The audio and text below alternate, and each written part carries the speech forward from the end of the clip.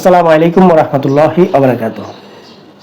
আপনারা সম্প্রতি বাংলাদেশ এবং ভারতের যে পরিস্থিতিগুলো এগুলো প্রত্যেকেই দেখেছেন এবং প্রত্যেকেই জানেন। আমি এটা নিয়ে বিস্তারিত আলোচনা করব না, কিন্তু বাংলাদেশ এবং ভারতের সাথে যে ঘটনাগুলো চলতেছে এতে স্পষ্টভাবে বোঝা যায় ভারত বাংলাদেশের সাথে যুদ্ধ বাঁধাতে চায়, এরকমই মনে হচ্ছে। কিন্তু আসলে কি ভারত বাংলাদেশের সাথে যুদ্ধ করার সাহস এবং সামর্থ্য রাখে, বা সেই পরিকল্পনা কি করছে? এখন আপনারা বলতে পারেন, যদি ভারতের যুদ্ধ বাঁধানোর সেই স্বপ্ন না থাকে বা সাহস না থাকে, সামর্থ্য না থাকে, তাহলে তারা এরকম কেন করছে? বাংলাদেশ ভারতের এমন একটা জায়গায় হাত দিয়েছে, এই জায়গায় হাত দেওয়ার পর ভারতের মাথা ঠিক থাকার কথা নয়। এখন বলতে পারেন আসলে কোন জায়গায় হাত দিয়েছে, সেটা বোঝার আগে ভারত আসলে এমন কেন করছে, আবার কি কি কৌশলে আসলে বাংলাদেশকে তাদের নিয়ন্ত্রণে রাখতে চেয়েছে, সেটা একটু বিশ্লেষণ করে আসি। আওয়ামী লীগ সরকার যখন ক্ষমতায় আসে, মাত্র কয়েক মাসের মাথায় বাংলাদেশের সেনাবাহিনীর 57 জন কর্মকর্তাকে হত্যার মধ্য দিয়ে বাংলাদেশের সেনাবাহিনীকে অনেকটাই দুর্বল করে দিয়েছে। এবং আওয়ামী লীগ সরকারের আমলে সেনাবাহিনীকে খুব একটা যথাযথ মর্যাদায় বা শক্তিশালী করে তুলতে চায়নি আওয়ামী লীগ সরকার। কিন্তু এটা ঠিক যে বাংলাদেশের একটা সেনাবাহিনীর ফোর্স রয়েছে এবং প্রত্যেকটা দেশের আলাদা আলাদা কিছু কৌশল থাকে। শেখ হাসিনা যে একেবারে সব কিছু ভারতকে দিয়ে দিয়েছে বা ভারতের তাবেদারি করেছে তা কিন্তু নয়। আপনারা অনেক সময় দেখেছেন আওয়ামী লীগ সরকারের সাথেও ভারতের মাঝে মাঝে উত্তেজনা তৈরি হয়েছে। সব কিছুর পরেও ভারত আওয়ামী লীগ সরকারকে ভারতের জন্য সবচাইতে নিরাপদ মনে করেছে। সব দিক থেকে বাংলাদেশ থেকে যা যা ভারত চেয়েছে সব কিছু আওয়ামী লীগ সরকার বাংলাদেশের স্বার্থ বিবেচনা না করে দিয়ে দিয়েছে। কারণ আওয়ামী লীগ সরকার যদি টিকে থাকতে হয় এবং যেই পরিস্থিতিতে টিকে ছিল, এটা অবশ্যই প্রত্যেকে স্বীকার করবেন, এটা ভারতের সহযোগিতায়। আওয়ামী লীগ সরকারকে ভারত যেহেতু নিরাপদ মনে করত, তাই আওয়ামী লীগ সরকারকে টিকিয়ে রাখার জন্য বাংলাদেশে যে ভারতের এজেন্টগুলো রয়েছিল, এই এজেন্টগুলোকে পরিপূর্ণভাবে আওয়ামী লীগের পক্ষে কাজ করিয়ে নিয়েছে। কিন্তু 5 আগস্ট আওয়ামী লীগ সরকারের পতনের পর আসলে ভারতের মাথায় প্রচুর টেনশন ঢুকে গিয়েছে। ভারত বাংলাদেশের সংবাদপত্র দিয়ে বাংলাদেশে যেই প্রভাব বিস্তার করত, ডেইলি স্টার, প্রথম আলো বা অন্যান্য যে সংবাদপত্রগুলো রয়েছে বা বাংলাদেশের টিভি চ্যানেলগুলো ছিল, এই সব কিছু কিন্তু এখন এতটা চাপে আছে যে তারা যদি ভারতের পক্ষে সামান্যতম একটুও দালালি করতে চায়, এটা বাংলাদেশের জনগণ মেনে নিচ্ছে না। এমনিতেই তারা চাপে আছে। বাংলাদেশে হিন্দু সম্প্রদায়কে দিয়ে যদি চাপে রাখতে হয়, তাহলে ভারতের আরেকটা এজেন্ট রয়েছে, সেটা হচ্ছে যে ইসকন। এই ইসকনকে দিয়ে বাংলাদেশকে বা বাংলাদেশের সরকারকে চাপে রাখা। কিন্তু চিন্ময় কৃষ্ণ দাসকে গ্রেপ্তার করে নিয়ে যে অপ্রীতিকর ঘটনা ঘটিয়ে ফেলেছে ভারত ভুলবশত, যেটা তারা চেয়েছিল যে বাংলাদেশে হিন্দু এবং মুসলিমদের মধ্যে একটা দাঙ্গা তৈরি করে দেওয়া, আর সেটাতে যেহেতু বাংলাদেশের রাজনৈতিক দলগুলো এবং বাংলাদেশের মুসলমান প্রাণ দেয়নি এবং স্বাভাবিক থেকেছে, তাই উল্টো বিপদে পড়ে গেছে ইসকন। এখন ইসকন নিজেকে নির্দোষ হিসেবে উপস্থাপন করার জন্য চিন্ময় কৃষ্ণ দাসকেও বলি দিয়ে দিয়েছে। এই মুহূর্তে যদি হিন্দুদেরকে দিয়ে যদি কোনো রকম উস্কানি দিতে চায়, বাংলাদেশের যে হিন্দু সম্প্রদায় রয়েছে তারা কিন্তু আর ভারতের কথায় বাংলাদেশের সেই উস্কানিতে পা দেবে না, এটা প্রায় নিশ্চিত। এই কারণে বাংলাদেশে বর্তমান সরকারকে চাপে রাখার জন্য যেই এজেন্টগুলো বাংলাদেশে ছিল ভারতের, এই প্রত্যেকটা এজেন্ট কিন্তু সম্পূর্ণরূপে দুর্বল হয়ে গেছে। ভারতের এইসব পরিকল্পনাগুলো যখন ব্যর্থ হয়, তখন ভারত নতুন পরিকল্পনা নিয়েছে। এই বর্তমান ইউনূস সরকারকে চাপে রাখার জন্য তারা ভারতের মিডিয়াকে ব্যবহার করছে এবং ভারতের মিডিয়াকে দিয়ে বাংলাদেশে হিন্দু নির্যাতন হচ্ছে এরকম মিথ্যা তথ্যগুলো, মিথ্যা প্রপাগান্ডা ছড়িয়ে ইউনূস সরকারকে চাপে রাখা। এবার বলতে পারেন, ভারত যদি যুদ্ধ না চায় এবং ভারতের যদি যুদ্ধ করার সেই সামর্থ্য যদি বাংলাদেশের না থাকে, তাহলে এই উত্তেজনা কেন তৈরি করছে? ইউনূস সরকার ভারতের কোন ফাঁকাদানে মই দিয়েছে? আসি সেটাই বিশ্লেষণ করি। প্রথমে আসি, ভারত কেন বাংলাদেশের সাথে যুদ্ধ করার সাহস এবং সামর্থ্য নেই?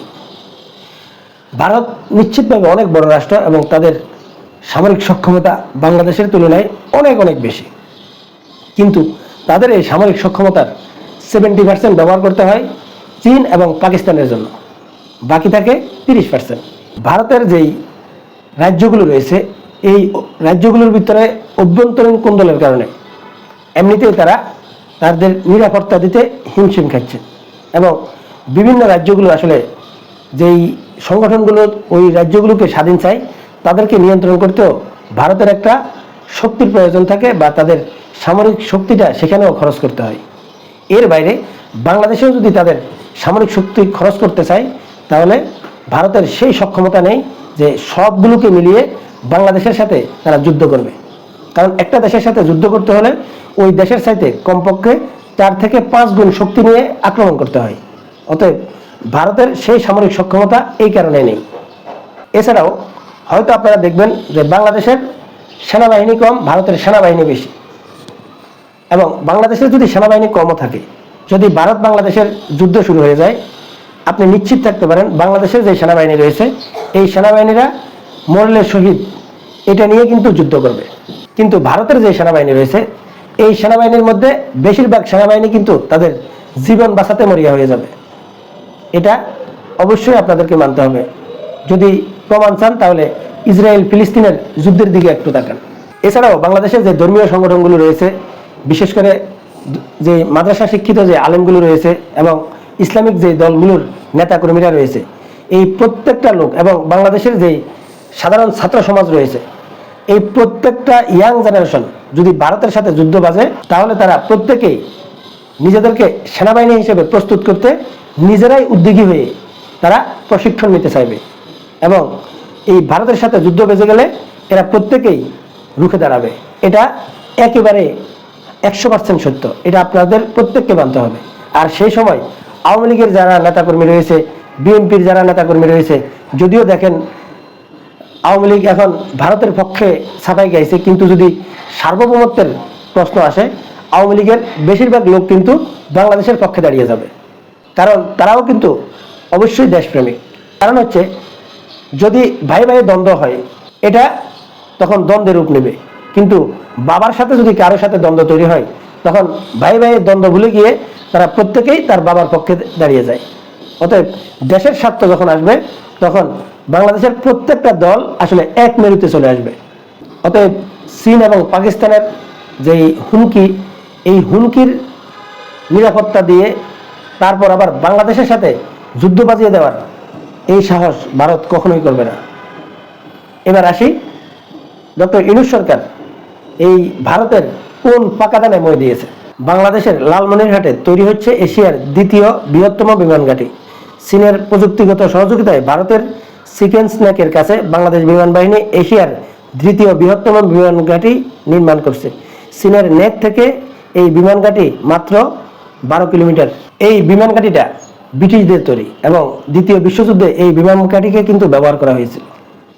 এবং এই ভারতের যে 7 সিস্টার, এটা যাওয়ার যেই একমাত্র রাস্তা হচ্ছে এই শিলিগুড়ি করিডোর, এবং এই শিলিগুড়ি করিডোর থেকে এই বিমান ঘাঁটি মাত্র 12 কিলোমিটার দূরে। এখন একটা রাষ্ট্র আরেকটা রাষ্ট্রের সাথে কি কৌশলে খেলবে সেটা কিন্তু গোপন থাকে। এখন একমাত্র একটা বিমান ঘাঁটি কিন্তু ওপেন করতে চাইছে, এই কারণে ভারতের মাথা কিন্তু নষ্ট হয়ে যাচ্ছে। হয়তো যেহেতু ভারতের গোয়েন্দা ডিপার্টমেন্ট বাংলাদেশ সেনাবাহিনীতে বা প্রত্যেকটা ডিপার্টমেন্টে রয়েছে, এই কারণে হয়তো ইউনূস সরকার এরকম আরো অনেক পরিকল্পনা করতে পারে যেটা ভারতের জন্য অবশ্যই হুমকি স্বরূপ। এবং এই বিমান ঘাঁটির প্রযুক্তিগত সহযোগিতা করেছে কারা? চীন। তাহলে চীন কি এমনিতেই কিন্তু এই প্রযুক্তিগত সহযোগিতা করছে? আসলে না। ভারতের পাকাদানে কিন্তু মই দিচ্ছে কিন্তু ইউনূস সরকার। যদি বাংলাদেশে যদি নির্বাচিত কোনো সরকার থাকে, তখন বাংলাদেশের যে মিডিয়াগুলো আছে, বাংলাদেশকে নিয়ন্ত্রণ করার জন্য ভারতের যেই পরিকল্পনাগুলো আছে এগুলো সহজে বাস্তবায়ন করা যায়। কারণ একটা দল সে ক্ষমতায় থাকার জন্য তার জনগণের ভোট প্রয়োজন। অতএব একটা দলকে প্রভাবিত করতে পারে কিন্তু মিডিয়াগুলো।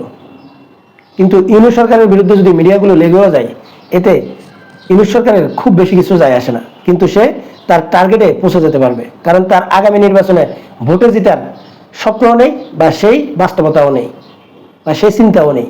অতএব সে এমন কিছু কাজ করবে তাকে আসলে জনগণ থেকে বিচ্ছিন্ন করতে চাইলেও এতে কোনো লাভ হবে না। হয়তো বলতে পারেন যে তাকে জনগণ থেকে তো কিছুটা বিচ্ছিন্ন করা যাবে। হ্যাঁ, কিছুটা বিচ্ছিন্ন করলে কোনো লাভ নেই। একটা দলকে যদি আপনি ফেলে দিতে হয়, তার অল্প কিছু ভোট কমে গেলে কিন্তু সে দল ক্ষমতার বাইরে ছিটকে পড়ে যায়। কিন্তু ইউনূস সরকারের কিছুটা ক্ষতি করলে ভারতের ইউনূস সরকারের কোনো কিছু যাবে আসবে না। আবার অনেকেই বলেন যে ইউনূস সরকার তো জনগণের ম্যান্ডেটে আসেনি। আসলে ইউনূস সরকারের প্রতি বাংলাদেশে যত পার্সেন্ট জনগণের ম্যান্ডেট রয়েছে, বাংলাদেশের ইতিহাসে কোনো দলের এত পার্সেন্ট ম্যান্ডেট তৈরি করা সম্ভবই নয়। অতএব ওই চিন্তাও বাদ। মূল কথা হচ্ছে ভারত তাদের নিরাপত্তার স্বার্থে এবং এমন কিছু ডক্টর ইউনূস সরকার করছে যেটার কারণে ভারত বাংলাদেশকে আসলে ভয় দেখাতে চায় যে যদি তোমরা আমার কথা না শুনো তাহলে আমি তোমার বাংলাদেশে অস্থিতিশীল পরিবেশ তৈরি করব। যদিও আমার অনেকগুলো প্রজেক্ট ব্যর্থ হয়েছে, কিন্তু আমার বাংলাদেশের মিডিয়া দিয়ে আমি তোমাকে এমনভাবে চাপে রাখবো যেটা তুমি করতে বাধ্য। সম্মানিত দর্শক, আশা করছি আমি আপনাদেরকে কি বোঝাতে চাইছি আপনারা বুঝতে পেরেছেন। আদতে ভারত বাংলাদেশের সাথে যুদ্ধ করার সক্ষমতা অথবা সাহস কোনোটাই নেই, এটাই চরম সত্য। এবং এটা নিয়ে বাংলাদেশের জনগণ খুব বেশি আতঙ্কিত হওয়ার কিছু নেই। বাংলাদেশের সেনাবাহিনী দুর্বল হতে পারে, বাংলাদেশের কাছে যেই শক্তিশালী জিনিসটা রয়েছে সেটা কিন্তু ভারতের কাছে নেই। সেটা হচ্ছে বাংলাদেশের জনগণের একটা ঈমান এবং দেশপ্রেম। এটা ভারত সরকার ভালোভাবেই জানে। অতএব আমাদের আতঙ্কিত হওয়ার কোনো কিছুই নেই এবং ভারতকে নিয়ে অতিরিক্ত টেনশন করারও কিছু নেই। দর্শক, এখনকার মতো এখানে বিদায় নিচ্ছি। আল্লাহ হাফেজ।